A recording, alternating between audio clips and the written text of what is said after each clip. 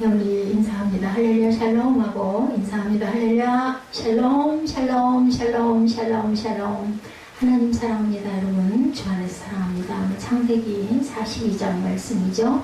나를 해롭게 하는가. 42장에 보면은 야곱이 정말 너무나 억울하고 원통하고 아들들이 자꾸 없어지니까 요셉은 얼굴도 못 보고 죽은 줄 알고 있죠. 지금도. 그러니까 자꾸 이제 베냐민까지 데려간다고 하니까 절대로 못 데려간다고 노인이 돼가지고 고집을 부리는 부분. 나를 너희들이 그렇게 해롭게 할 수가 있냐. 36절에 그들의 아버지 야곱이 그들끼리 된 너희가 나에게 내 자식들을 잃게 하도다. 요셉도 없어졌고 일도 시므온도 가더니 안 데리고 오고 베냐민을 또 빼앗아 가자니 이는 한 해를 해롭게 하미로사라고 이야기합니다. 그리고 절대로 데리고 갈 수 없다는 거죠. 내려가지 못한다. 그 형은 죽고 그만 남았습니다. 요셉이 죽었다고 그러는 거예요. 이제 야곱은 정말 불쌍해. 그죠? 그 아들들 때문에. 만일 너희가 가는 길에서 재난이 그에게 미치면 너희가 내 흰머리를 슬퍼하며 서울로 내려 죽을 거라는 거죠. 42장은 기나긴 고난의 시름 가운데 야곱이 이rak 애굽의 총리가 된 요셉 무려 20여 년 만에 자신 형제들과 제외하게 된 사건을 다루고 있습니다. 또한 야곱도 정말 내가 긴 세월을 험악하게 살았는데 이제 아들들이 자꾸 없어지는데 막내고 요셉 하나 잃어버리고 베냐민 있는 걸 또 뺏어가려고 하니 나는 죽겠다. 이제 이렇게 아주 노인이 그냥 아주 두 다리를 뻗고 통곡을 하는 모습이 나타나죠.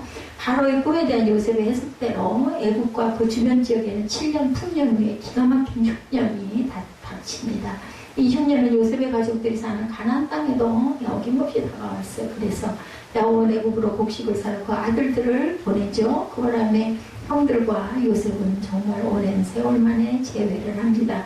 42장의 사건은 야곱 가문의 애국 그 이주 계획이 차츰 시작되어 가고 있음을 강하게 시사하고 있습니다.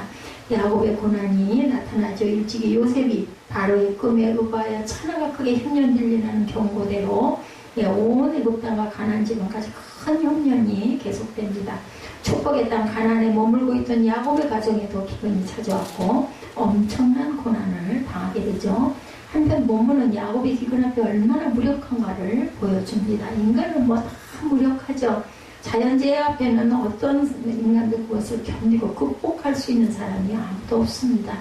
인간사에 나타난 기근이 창세기 12장 10절에 보면 그 땅에 기근이 들었으므로 아브라함이 애굽에 거류하려고 그리로 내려갔으니 그 땅에 기근이 심하였더라. 그때는 정말 너무나 굶주리고 아니는 이렇게 이리저리로 옮겨 다니면서 연명을 했어요. 영적인 기근이 더 무섭죠. 아모스 8장 11절에 주 여호와의 말씀이니라 보라 날이 이를지라 내가 기근을 땅에 보내리니 양식이 없어 주림이 아니며 물이 없어 가람이 아니요 야훼의 말씀을 듣지 못한 기갈이라. 고난은 하나님의 시험이기도 합니다. 신명기 8장 2절에 하나님 야훼께서 이 40년 동안에 내게 광야길을 걷게 하신 것을 기억하라. 이는 너를 낮추시며 너를 시험하사 내 마음이 어떠한지 그 명령을 지키는지 지키지 않는지를 알게 하십니다. 이렇게 긴 40년 동안을 광야를 돌게 한 거는 내가 내 명령을 지키는지 안 지키는지 내가 알고 싶다라고 말씀하죠. 곡식을 사러 가는 요셉의 형들 부분이 2, 3절에 나타나 있습니다. 우리 2, 3절 읽어보도록 하죠. 1절부터 3절까지. 그때 야곱의 애굽에 곡식이 있음을 보고 아들들이 이르되 너희는 어찌해서 바라보고만 있느냐. 야곱이 또 이르되 내가 들은즉 저 애굽에 곡식이 있다니 너희는 그리로 와서 거기서 우리를 위하여 사오라. 그러면 우리가 살고 죽지 아니하니 요셉의 상 10사람이 애굽에서 곡식을 사려고 내려왔으나 하고 나타납니다. 그러나 4절에 야곱이 요셉의 아우 베냐민은 그의 형들과 함께 보내지 아니하였으니 이는 그의 생각에 재난이 그에게 미칠까 두려워하니 그냥 막내를 엄청 사랑한 거예요. 요셉이 죽고 나니까 더더군다나 라헬에게 난 아들이 이 아들밖에 없다 싶어서 편애를 상당히 한 거죠. 요셉이 라헬의 죽음과 바꾼 아이예요. 베냐민은. 그죠? 그래서 베냐민을 제외한 요셉의 형 10명이 곡식을 사려고 애굽으로 갔어요. 라헬과 죽음과 바꾼 아이 베냐민. 그가 죽게 되어 그의 혼이 떠나려 할 때 아들의 이름을 베논이라 불렀으나 슬픔의 아들이에요. 엄마가 죽었죠. 그의 아버지는 그를 베냐민 오른손의 아들이다. 이렇게 축복의 아들로 이름을 바꿔서 부릅니다. 이름이 얼마나 귀중한 건지 우리가 알아야 합니다. 창세기 35장 19절에도 라헬이 죽음에 에브라꽃 베들레헴 길에 장사됩니다. 이 라헬은 그렇게 사랑을 받았는데도 막벨라 굴에 장사되지를 못해요. 그죠? 가족 노와 같은 그 굴에는 장사를 못하고 언니가 묻히게 되죠. 레아가 묻힙니다. 애굽에는 식물이 있습니다. 41장 54절에 요셉의 말과 같이 7배 흉년이 불기 시작하며 각국에는 기근이 있으나 애굽 온 땅에는 먹을 것이 있다. 왜냐하면 전부 다 그거 곡식으로 세금을 받았어요. 그 정도 작고마다 그릇그릇 재어놨기 때문에 흉년 때도 얼마든지 그 양식이 있었다. 요셉과 형제들의 상면이 6절에서 7절에 나타납니다. 우리 5절부터 읽어보죠. 이스라엘의 아들들이 양식 사러 간 자 중에 있으니 가나안 땅에 기근이 있습니다. 때에 요셉이 나라의 총리로 땅 모든 백성에게 곡식을 팔더니 요셉의 형들이 와서 그 앞에서 땅에 엎드려 절하며 요셉이 보고 형들인 줄 아나 모르는 척하고 엄한 소리로 그들에게 말하 이르되 너희가 어디서 왔느냐? 그들이 이르되 곡물을 사려고 가나안에 왔나이다. 요셉은 그 형들 알아보았으나 그들은 요셉을 알아보지 못하고 어떻게 알아보겠어요? 어떻게 그 기가 막힌 애굽의 총리가 돼가지고 높은 자리에 앉아있는지 형들이 고개나 들었겠어요? 그죠? 그러니까 이제 고개란 곡식단들이 절하더라이다. 이 꿈이 딱 맞아 떨어진 거죠. 그것 때문에 미움을 얼마나 받았어요. 우리는 이렇게 앞에 일어날 일들을 모릅니다. 하나님께서는 구속사를 이루기 위해서 극적인 형제의 죄를 섭리하셨어요. 요셉과 대면한 형제들은 요셉 알아보지 못했다. 우리 읽었죠? 돈 몇 푼을 평풀에 팔려간 요셉이 애굽의 총리가 될 줄을 어떻게 상상이나 했겠는 거죠. 엎드려 절함. 사무엘하 14장 22절에 요압이 땅에 엎드려 절하고 왕을 위하여 그리고 요압이 이르되 내 주 왕이여 종의 고함을 왕이 허락하시니 종의 왕 앞에서 은혜 입은 줄을 오늘 하나이다. 엎드려 절하는 부분 모르는 채 했다라고죠. 요셉이 형들인 줄을 알면서도 모르는 채하고 엄한 소리로 그에게 어디서 왔느냐 공부를 하려고 왔다고 하니까는 그 다음에는 뭐라 그래요? 그것을 안 믿는 것처럼 얘기하죠. 8절에 요셉은 그의 형들을 알아보았으나 그들은 요셉을 알아보지 못하더라. 요셉이 그들에게 대하여 꿈을 생각하고 그들에게 이르되 너희는 정탐꾼들이라 이 나라의 틈을 엿보려 왔느니라. 10절에 그들이 그에게 이르되 내 주여 아니하이다. 당신은 좀 공물을 사러 왔나이다. 우리는 다 한 사람의 아들로 확실치는 자들이니 당신의 종들은 정탐꾼이 아니니이다. 요셉이 그들에게 이르되 아니라 너희가 이 나라의 틈을 엿보러 왔느니라. 반이 역적으로 몰아붙이죠. 그들이 이르되 당신의 종 우리들은 12형제로 가나안 땅 한 사람의 아들이라. 막내 아들은 오늘 아버지와 함께 있고 또 하나는 없어졌나이다. 요셉이 그들에게 이르되 내가 너희에게 이르기를 너희는 정탐꾼들의 한 말이 이것이니라. 너희는 이같이 하여 너희 진실함을 증명할 것이라. 바로의 생명으로 맹세하노니 너희 막내 아우가 여기 오지 아니하면 너희가 여기서 나가지 못하리라. 트집을 잡죠. 너희 중 하나를 보내어 너희 아우를 데려오게 하고 너희는 갇혀 있으라. 내가 너희의 말을 시험하여 너희 중에 진실이 있는지 보리라. 바로의 생명으로 맹세하노니 그리하지 아니하면 너희는 과연 정탐꾼이라 하고 그들을 다 함께 3일을 가두었더라. 사흘 만에 요셉이 그들에게 이르되 나는 하나님의 경외하노니 너희는 이같이 하여 생명을 보존하라. 너희가 확실한 자들이면 너희 형제 중 한 사람만 그 옥에 갇히게 하고 너희는 곡식을 가지고 가서 너희 집안에 굶주림을 구하고 너희 막내 아우를 내게로 데려오라. 그러면 너희 말이 진실함이 되고 너희가 죽지 아니라 하니 그들이 그리워하니라. 사흘 동안 딱 가둬놨어요. 왜 가둬놨을까요? 좀 깨달으라고 회개하라고. 이 3일이라는 날짜가 굉장히 중요하죠. 날카로운 질문을 계속해야 되죠. 요셉의 형들이 모여서 총리 앞에 엎드려 절하고 요셉은 옛날 꿈을 이렇게 연상을 합니다. 꿈이 맞았구나 인 거죠. 생이별했더니 혈육을 요셉의 기쁨은 대단했을 텐데도 요셉은 이런 감정을 억제하고 형들에게 날카로운 질문을 합니다. 9절하고 12절에 나왔었죠. 이는 형들의 변화를 알아보기 위한 그의 시험, 형제의 재회보다도 더 중요한 것은 형들의 변화된 모습을 보고 싶었기 때문이다. 정복할 땅을 탐지하는데 민수기 13장 1, 2절이죠. 여호와께서 모세에게 말씀하시되 사람을 보내어 내가 이스라엘 자손에게 주는 가나안 땅을 정탐하게 하되 그들의 조상의 감은 각 지파 중에서 지휘관이 된 자 한 사람씩을 보내라. 그래서 10명의 정탐꾼이 파송이 되죠.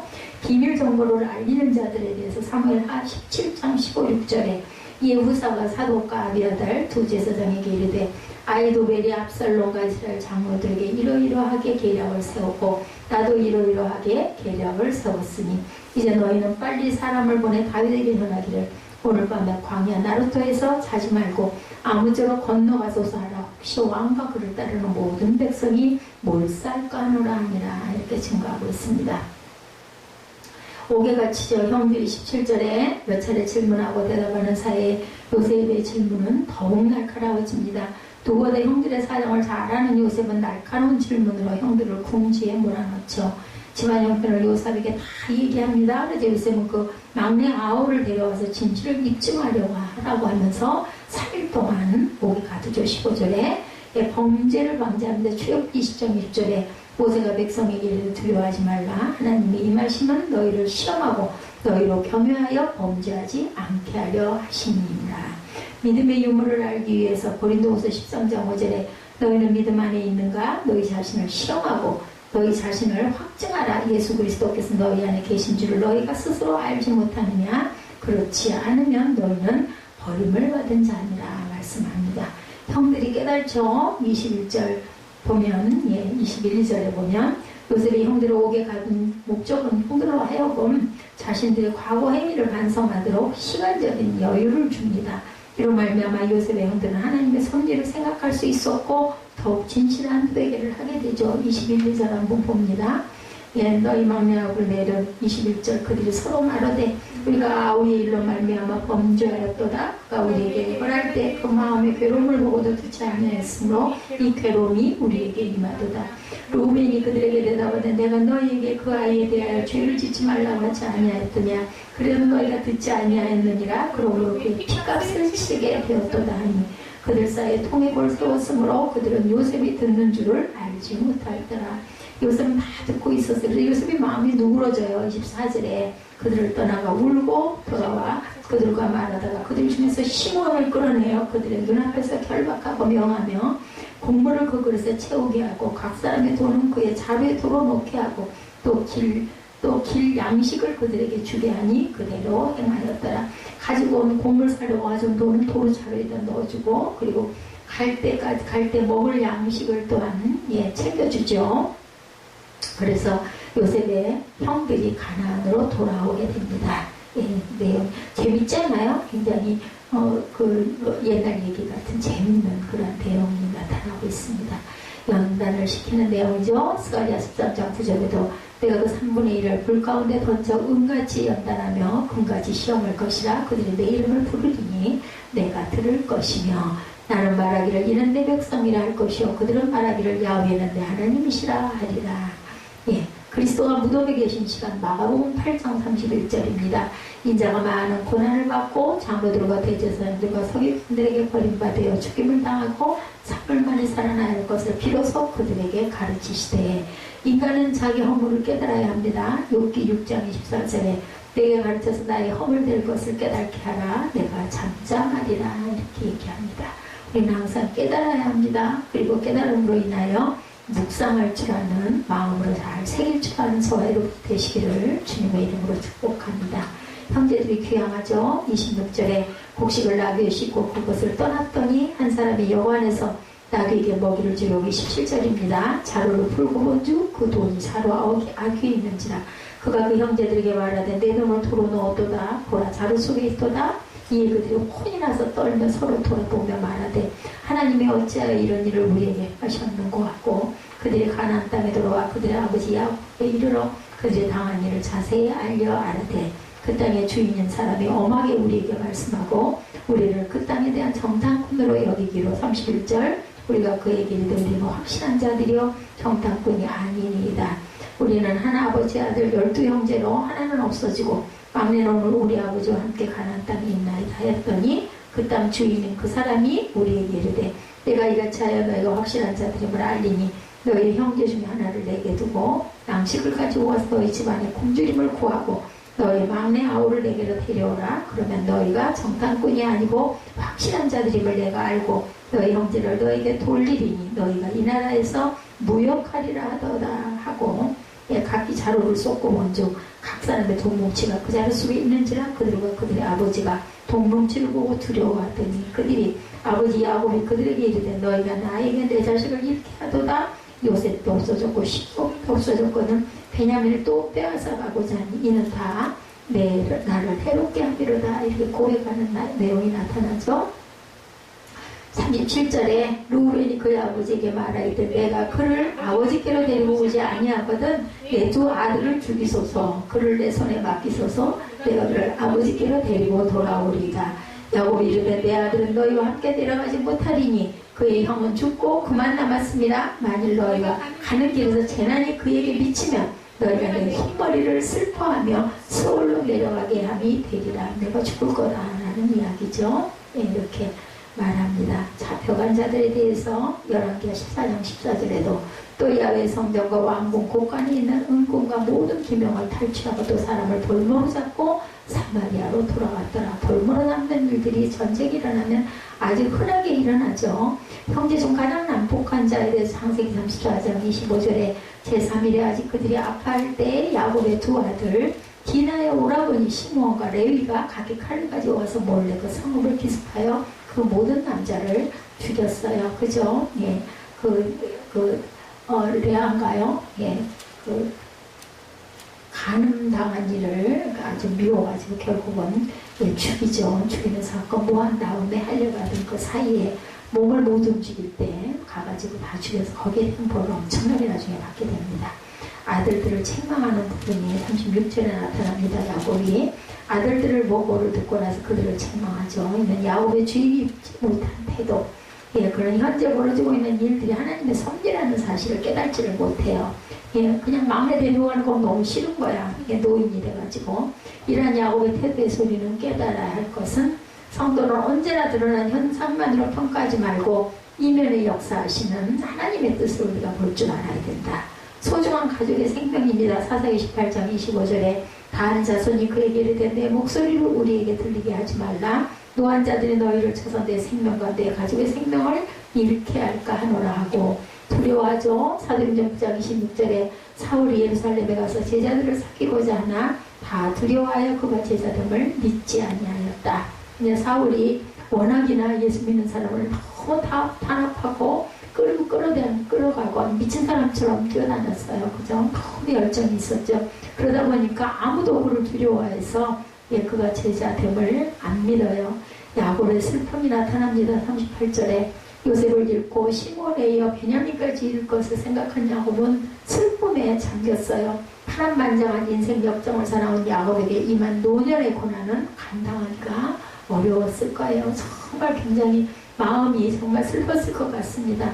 야곱은 요셉을 잃고 베냐민까지 애굽에 흥해하는 현실을 받아들일 수가 없었어요. 내가 죽을 것이다 하죠. 이는 다 나를 해롭게 함이로다. 제목을 나를 해롭게 하는가 이렇게 지어봤습니다. 우리의 삶이 그래요. 우리의 삶이 나이가 들고 보면은 지나간 일에 대한 것들이 주마등처럼 떠오르고 하나님의 섭리를 내가 왜 몰랐던가 하는 생각을 이전에 내가 왜 몰랐던가 제가 그래서 그 찬양을 굉장히 좋아합니다. 생애된 비와 비애와 절망이 배어 나오게 됩니다. 요셉의 지금 총리가 된 사실 까맣게 모르고 사람은 정말 한 칩을 몰라요. 야곱은 이렇게 슬퍼하죠. 요셉을 잃었을 때 창세기 37장 35절에 그의 모든 자녀가 위로하되 그가 그 위로를 받지 아니하여서 이르되 내가 슬퍼하면 스올로 내려가 아들에게로 가리라 하고 그의 아버지가 그를 위하여 울었더라. 근데 지금 떠오르죠. 내가 스올에 내 흰머리가 스올에 내려가리라. 죽을 거라는 거죠. 마음의 근심이 이렇게 아픕니다. 10편 13편 3절에 야훼 내 하나님이여 나를 생각하사 응답하시고 나의 눈을 밝히소서 두렵건대 내가 사망의 잠을 잘까 하옵니다. 정말 시편은 우리가 읽을수록 시편에 대한 것을 묵상할수록 정말 기가 막힌 주옥 같은 그러한 기도구나 하는 생각을 합니다. 하나님께서 약속하신 축복의 땅에 이제 기근이 찾아왔다는 것은 우리에게 많은 깨달음을 줍니다. 하나님을 경외하는 사람들에게도 당연히 고난을 찾아옴을 우리가 알아야 되겠다. 가나안 땅이 기근이 든 것은 당장의 큰 근심의 내용이 되었지만 결코 불행한 조건만은 아니었죠. 이와 같이 고난 속에서 신앙의 안목을 통해서 하나님의 선한 섭리를 우리가 깨달아야 되겠다. 그 기근이 그렇게 일지 않았으면 어떻게 야곱이 아들을 만날 수 있었겠어요? 형들이 어떻게 요셉을 찾아왔겠습니까? 기근이 있음으로 인하여 애국으로 신앙을 구하러 오면서 자연스럽게 만남이 이루어지죠. 다 나를 해롭게 합니다. 창세기 32장에는 대단히 중요한 원리가 내포되어 있는데 36절에 그 아비 야곱이 그들에게 이르되 너희가 나로 나의 자식들을 잃게 하도다. 요셉도 없어졌고 시므온도 없어졌거늘 베냐민을 또 빼앗아가고자 하니 이는 다 나를 해롭게 함이로다라고 기록되어 있습니다.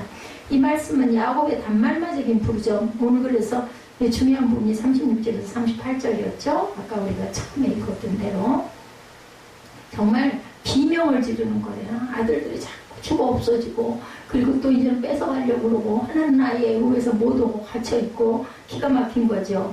단말마라는 것은 숨이 끊어질 듯 고통스러운 상황 속에서 외치는 부르짖음. 그러니까 막 너무 아파서 지금 비명 이것을 얘기합니다. 특별히 이는 다 나를 해롭게 함이로다 라는 말씀이 NIV 성경에 보니까 Everything is against me 라고 기록되어 있어요.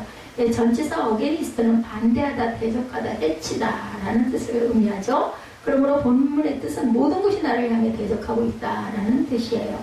모든 것이 나를 동서남북과 가정 안팎을 불문하고 아무런 좋은 일이 일어나지 않는다. 야곱은 이렇게 한탄을 합니다. 모르는 거예요. 지금 어리석게 아들이 애굽에서 험하게 총리 된 지금 우리 국무총리 아니에요. 그렇게 돼가지고 지금 있는데 기가 막히게 왕 다음에 자리를 그렇게 누리고 있는데도 모릅니다.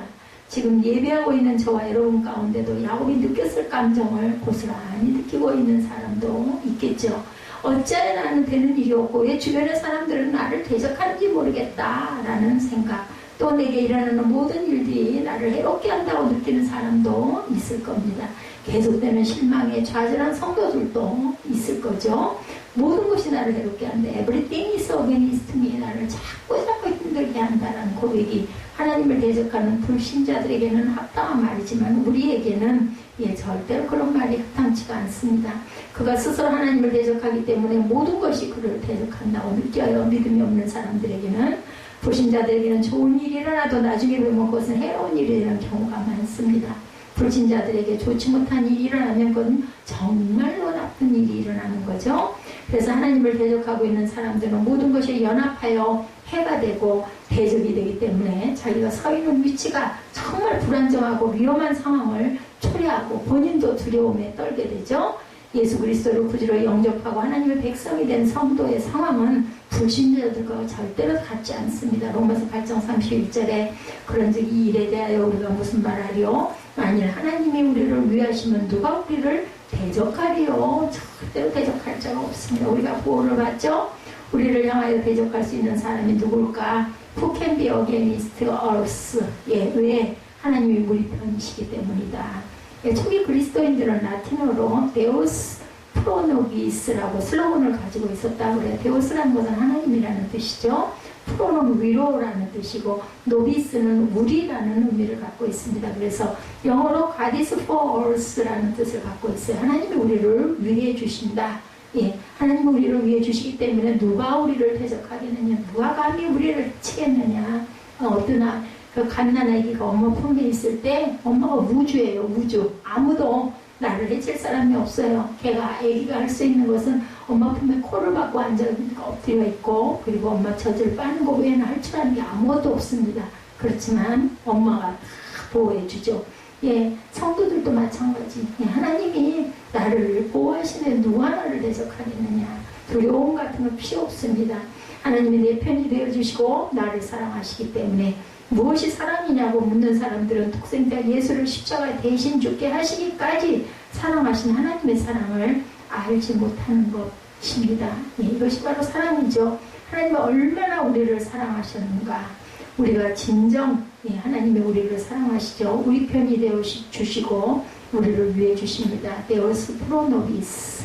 예, 하나님께서 내 편이 되어 주시죠. 로마서 8장 38구절에 사망이나 생명이나 천사들이나 권세자들이나 현재이나 장래이나 능력이나 높음이나 깊음이나 다른 아무 피조물이라도 우리를 우리 주 그리스도 예수 안에 있는 하나님의 사랑에서 끊을 수 없으리라. 정말 이 말씀을 시작해 날 때 얼마나 좋아했는지 아주 그냥 그 은혜로 임했던 말씀이 이 말씀입니다.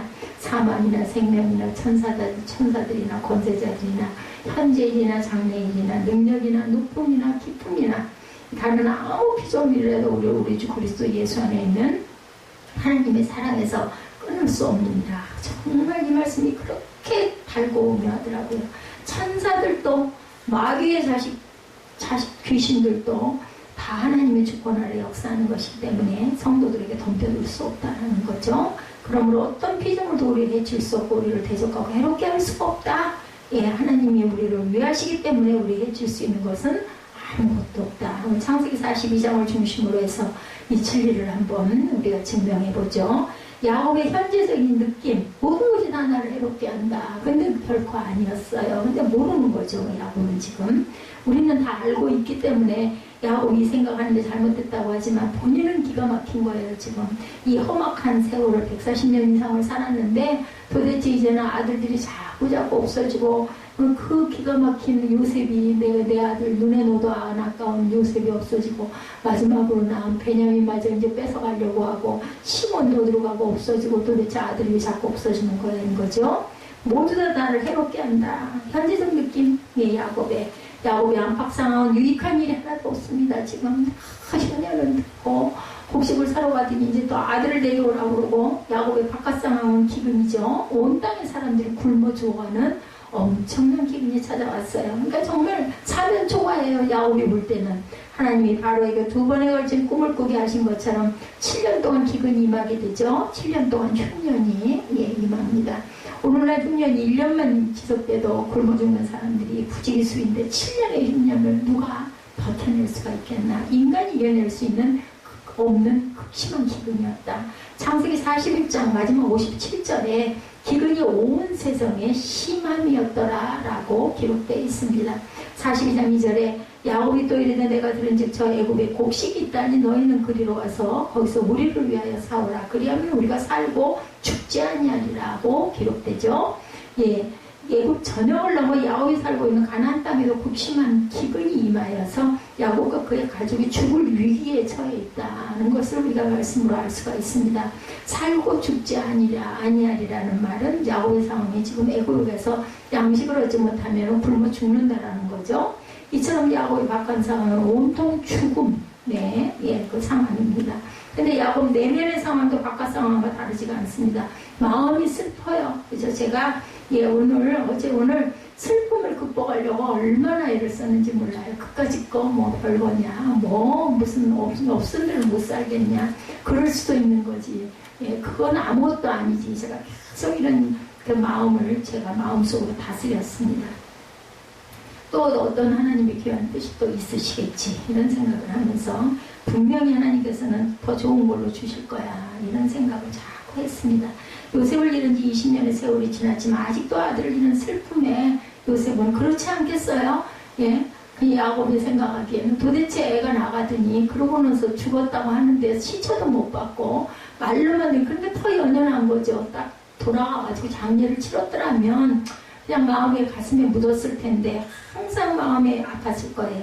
창세기 37장 35절에 그 모든 자녀가 위로해야 돼. 그가 그 위로를 받지 아니하여 가로되 내가 슬퍼하며 음부에 내려가 아들에게로 가리라고 그 아비가 그를 위하여 물었더라 기록되어 있습니다. 요셉을 잃고 나니 마음이 아파 차라리 내가 죽는 것이 낫겠다. 우리가 그럴 때가 있죠. 고난 힘들고 고통스러울 때는 그런 마음이 들어요. 그냥 내가 스스로 죽을 수는 없으니 하나님 그냥 나를 자는 듯이 어느 날 그냥 그렇게 해서 가게 해주셨으면 얼마나 좋겠나, 이런 마음이 듭니다. 아들을 잃은 지 20년이 지난 창세기 42장 38절에 야곱의 마음이 이렇게 기록되어 있습니다. 38절에 야곱이 가로되 내 아들은 너희와 함께 내려가지 못하리니 그의 형은 죽고 그만 남았습니다. 만일 너희에게 행하는 길에서 재난이 그 몸에 미치면 너희가 나의 흰머리로 더 음부로 내려가게 합니다. 20년 전과 똑같은 말을 하고 있는 야곱의 모습을 볼 수가 있죠. 야곱의 나이가 130세, 머리색은 당연히 하얗겠죠. 그런데 20년 전에 아들 하나 잃었는데 이번에 막내 아들을 또 잃게 된다는 것은 나는 살 수가 없다는 거죠. 흰머리를 가지고 음부에 내려가는 것이 낫겠다는 마음속 깊은 슬픔을 나타내고 있습니다. 그러니까 야곱은 자기 마음을 들여다봐도 기뻐할 일 하나도 없고 밖을 봐도 유익할 일 희망이라고는 없고 굶어 죽을 일만 남아있고 이제는 아들들을 봐도 전혀 기쁘지가 않습니다. 우리가 또 잃어버린 자녀에 대한 건 더 연연하죠. 데리고 있으면은 뭐 별로인데 없으니까 더 연연할 수밖에 없고 가까이 있는 자녀들은 그냥 그럴 연이가 되는데 멀리 떨어져 있으면은 그리워하게 되죠. 야곱은 요셉을 잃게 된 이 일이 나머지 10명의 아들들이 한 짓이 아닌가 하는 의심을 갖고 있었음을 알 수가 있는 이 내용으로 봐도 너무나 원통한 거예요. 도대체 형들에게 도시락 갖고 갔는데 그러고 나서 죽은 거잖아요. 그 동네에 끌려가 가서 좀 형들 좀 살펴보고 와라 그래서 보냈는데 아버지가 보냈는데 그렇게 된 거니 더구나 또 그랬을 것 같아요. 36절에 그 아비 야곱이 그들에게 이르되 너희가 나로 나의 자식들을 잃게 하도다. 요셉도 없어졌고 시므온도 없어졌고 베냐민을 또 빼앗아가고자 니는 다 나를 해롭게 합니다. 너희가 나를 자꾸 못 살게 구는구나 이 얘기예요. 신증은 있지만 물증이 없으니 어떻게 할 수 없는 야곱의 마음이죠. 지금 야곱의 아들 10명은 사랑하지 않은 아내 레아와 여종들의 아이예요. 내가 정말 사랑했던 나의 내 아이는 요셉이었는데 그거 그렇게 해서 죽었다고 하더니 이제는 막내 베냐민까지 데려가려고 그러니 나는 나를 죽여라 차라리 이런 얘기죠. 야곱은 자기 자식을 자기 자녀로 대우해 주지 않고 있어요. 사실은 미운 거야. 어떻게 니들이 어떻게 했지 이런 생각이 드니까 미운 마음이 있겠죠. 또한 야곱은 10명의 아들을 자기 아들이라고 부르지도 않습니다. 오직 베냐민만 내 아들이다라고 부르니 그 형들은 또 얼마나 또 안타깝고 미웠겠어요. 야곱이 그 재산마저 없었으면 갖다 버렸을 것 같아요. 고려장을 해서 그죠? 그 못된 그 형들이잖아요. 그 심성이 좋지가 못한 38절에 야곱이 가르되 내 아들은 너희와 함께 내려가지 못하리니 그 형은 죽고 그만 남았습니다고 기록되어 있어요. 내 아들 못 데려가 인 거예요. 그러면 뭐예요? 형들은 그죠? 아들로도 취급을 안 하는 거죠. 어떻게 보면. 너희는 무슨 말이에요? 베냐민은 내 아들이고 너희 10명은 내가 낳지만 내 자식도 아니다라는 뜻이에요. 그러나 야곱의 집안은 결국은 이렇게 기가 막힌 그 관계, 아버지는 자식들을 의심하고 자식도 아버지를 신뢰하지를 않는 정말로 정말 그 슬픈 일이죠. 예. 아버지가 자식들이 하는 말은 책망과 비난의 말, 부정하는 말들이었어요. 42장 1절에도 때에 야곱이 애굽에 곡식이 있음을 보고 아들들에게 이르되 너희는 어찌하여 서로 관망만 하느냐 이렇게 기록되어 있죠. 이제 곧 굶어 죽게 되는데 10명의 아들들을 향해서 서로 얼굴만 바라보고 왜 뭔가 아무런 궁리도 하지 않고 그렇게 그냥 있는 거 그냥 퍼먹고만 앉아있느냐 미운 거죠. 그러니까 아들이 많다고 꼭 좋은 것만은 아니었다. 근데 12지파가 됐는데요. 그래도 야곱에게는 아들이 12명이나 있었지만 여전히 삐뚤어진 여기는 가정이었다. 그러니까 가정 내부를 들여다보면 외부에서 보는 것 같지가 않은 경우가 많다는 거죠.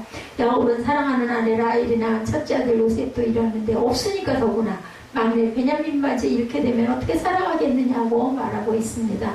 야곱은 굶어 죽을지언정 베냐민을 형들과 함께 애굽으로 보낼 수 없다는 진심을 이야기합니다. 야곱이 요셉과 베냐민을 그 형들과 함께 보내지 아니하면 이는 그의 말이 재난이 그에게 미칠까 두려워합니다 라고 기록되죠. 야곱은 밖을 보면 기근이 있고 자기 마음을 보면 슬픔이 있고 자기 자녀들을 보면 다툼이 있고 잘 되는 일이 없어요. 기뻐하고 좋아할 일이 하나도 없다. 그러니 야곱이 뭐라 그래요? Everything is against me. 모든 것이 나를 대적하고 있도다.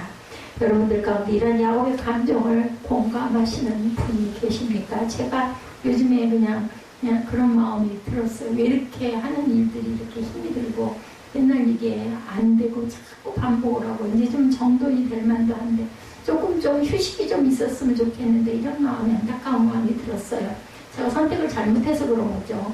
야곱이 느끼는 감정은 과장되거나 비난받을 말도 아닙니다. 우리가 야곱 같은 상황이라면 똑같은 고백이 나왔을 거예요. 분명한 것은 야곱이 가진 느낌은 올바른 감정은 아니었다. 옳지는 않아요. 그죠?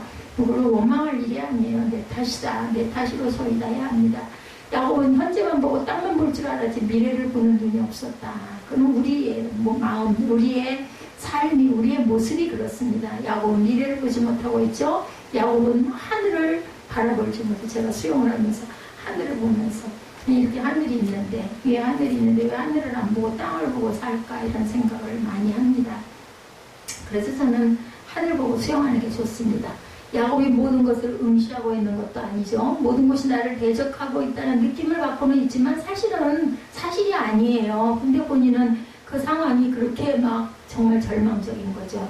야곱이 결국 모든 것을 유익하게 되도록 하나님은 일하고 계셨습니다. 우리는 이미 완성된 창세기를 읽고 있기 때문에 야곱의 결국을 알고 있죠. 근데 야곱은 모르는 거예요. 하나님 모든 것이 유익하도록 하고 계셨다는 사실을 우리는 알고 있지만 야곱은 모릅니다. 모든 것이 나를 대적한다고 하지만 사실은 모든 것이 야곱을 위한 일이었다. 결국은 저를 위해서 하나님께서 성전을 세워주시고 보호하고 계시고, 그죠? 좋은 것들을 느끼게 하시고 깨닫게 하시고, 저처럼 축복을 받은 인생이 없는데도 저는 너무나 힘들다라고 투정을 부리는 모습과 똑같죠. 우리는 나중에 야곱이 많은 복을 누리게 되었다는 사실을 우리가 알죠. 30세 나이에 얼마 전까지만 해도 모든 상황이 나를 대적한다며 불평하던 사람이 한 달도 지나지 않아 애굽 총리 아버지가 됐어요. 그죠? 총리는 하는 일이 많아서 힘들지만 총리 아버지는 하는 일이 없습니다. 엄청나게 좋은 자리에 오르게 된 거죠. 아버님이라고 보호를 받게 됩니다.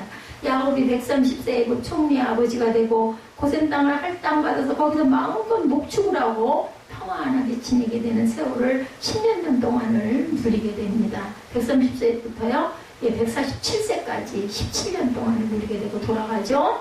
그러니 얼마나 마지막이 축복이에요. 그죠? 아들을 잘 둬가지고 마음껏 목축을 하고 평안히 지나게 됩니다. 또한 잃었던 아들을 아들까지 보고, 그죠? 죽은 줄 알았던 요셉이 세상에 애굽의 총리가 되어 있어. 130세부터 야곱 눈을 감던 147세까지 17년 동안 세상에서 제일 행복한 노년을 보내게 됩니다.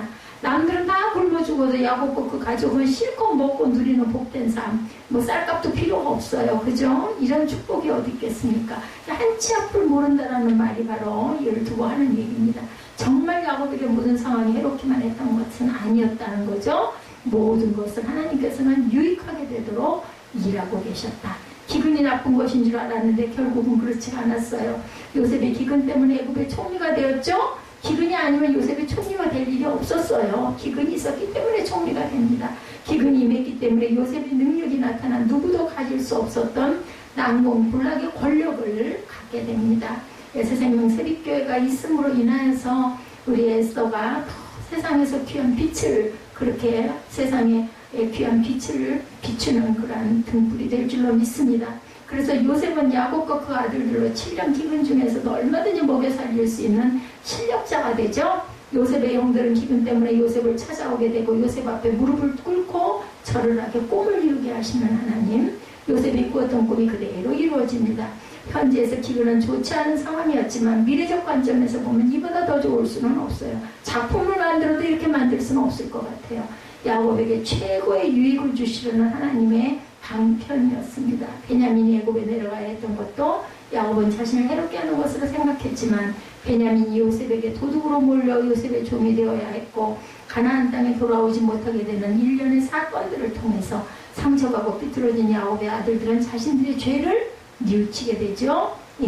요셉에게 범한 잘못들에 대한 대가를 이제 치르게 되는구나 하고 회개하게 됩니다. 두려웠고 무서웠을 거예요. 더구나 돈자루가 있는 걸 보고는 그냥 벌벌 떨죠. 이거 어떻게 우리가 여기다 넣은 게 아닌데 나는 죽었다. 이런 마음이 드는 거죠. 그래서 야곱의 엮이는 가정이 이스라엘 12지파를 이루는 영광스러운 가정으로 변하게 됐다. 그러므로 형들이 요셉에게 절을 했던 일과 막내 아들 베냐민이 애굽으로 내려가야만 했던 일들이 야곱을 괴롭게 하신 일이 아니었다라는 결과, 이건 역시도 야곱을 위해 일하고 계셨던 하나님의 역사, 하나님이 지금 도대체 저와 여러분에게 무엇을 하고 계실까? 왜 내게만 이렇게 어려운 일이 일어나나? 내가 하나님의 자녀인 것을 모르시는가? 하나님을 원망하는 모든 태도와 감정을 우리가 비워야 합니다. 모든 것이 나를 해롭게 한다는 잘못된 느낌을 야곱을 보면서 특히 비워야 되겠죠? 하나님은 내 우편의 그늘이십니다. 하나님 우리를 사랑하시는 분이죠. 아들을 독생자를 죽여서까지 우리의 죄를 사해 주시는 하나님. 하나님의 우리를 위해서 모든 것이 유익하도록 일하고 계시는 분이다. 하나님은 우리 편이셔요. 야곱과 그 아들들을 치유하시는 하나님의 치유 과정을 봅니다. 야곱과 그 아들들의 허물을 치유하시는 하나님의 치유의 방편은 무엇일까? 7년 흉년의 기간 동안 애굽 주변의 나라도 다 흉년이 들게 되고 사람들은 모두 다 요셉에게 와서 양복을 달라면 무릎을 꿇습니다. 그죠? 무슨 제국의 왕보다 더 대단한 자리에 앉아서 그죠? 권력을 가지고 있습니다. 그런데 하루는 그 가운데 남자 10명이 와서 무릎을 꿇는데 얼굴을 보니 자기 형들은 요셉을 못 알아보죠. 20년 전에 일이 있었고 요셉도 애굽에서 오랜 세월 동안 얼굴이 많이 바뀌고 얼마나 훌륭해졌겠어요. 그죠? 요셉은 형들의 언어를 알아들을 수 있었지만 모르는 척하고 통역관을 세웠어요. 42장 23절에 피차간에 통변을 세웠으므로 그들은 요셉의 그 말을 알아들을 줄을 알지 못해 저들끼리 얘기하는 말이 달랐다라는 거죠. He was using an interpreter. 요셉이 통역관을 사용하고 있었다는 의미입니다. 그러니 10명의 형들이 요셉 앞에 무릎을 꿇게 되었을 때 요셉은 자신의 정체를 드러내고 묻고 싶은 것이 많이 있었는데 그걸 참습니다. 이것도 좀 대단한 그릇이에요. 대신 요셉은 그들을 시험하죠. 형들을 시험한 방식은 20년 전에 자기가 당했던 그대로 재현을 합니다. 20년 전 당시 17살이었던 요셉은 형들에게 아버지의 스파이로 몰려서 벌겨 벗겨진 채 구덩이에 던져지게 되고 목숨을 부지해서 은 20개의 이스마엘 상인에게 노예로 팔리죠. 그래서 애굽에 오게 된 거예요. 요셉은 스파이로 몰려 오르게 구덩이에 들어갔고 결국은 은 20개로 노예에 팔렸던 그대로 형들을 스파이로 지목하죠. 요셉이 그들에게 이르되 아니라 너희가 이 나라의 틈을 엿보고 왔다. 그들이 가로되 주의 종 우리들은 12형제로 가나안 땅 한 사람의 아들이라. 말째 아들이 아들은 오늘 아버지와 함께 있고 또 하나는 없어졌나이다. 요셉이 그들에게 이르되 내가 너에게 이르기를 너희는 정탐들이라 한 말이 이것이니라 라고 얘기합니다. 너희가 모두 정탐꾼이다. 20년 전에 스파이로 몰렸기 때문에 요셉도 형들을 스파이로 몰아세운 거죠. 당시 애국 사람들은 아수르 사람들이나 해쪽 속의 원수로 생각했는데 그래서 그들이 보이면 일단 스파이로 의심하는 습관들이 있었다고 그래요. 그 시대에. 그랬더니 형들은 우리는 한 아버지 아들이다 해명을 하는 거죠. 우리는 절대로 12아들이었고 아들 하나가 없어졌고 막내는 집에 있다라고 얘기합니다. 그러니까 이제 3일 동안 감옥에다 좀 회개 좀 해라 반성 좀 해라 걷어놨다가 그러니까 그 막내가 있는 거를 데리고 오면 너희가 형제라는 걸 내가 인정하겠다라고 아들 하나를 탁 똘똘 말아가지고 감옥에다 쳐놓고 보내죠. 요셉이 스파이가 아닌 것을 인정해 줄 테니까 막내를 데리고 와라. 그리고 시므온을 인질로 잡아놓습니다. 가서 풀어보니 은도는 또 돈은 또 그대로 다 있어. 얼마나 놀랬을까.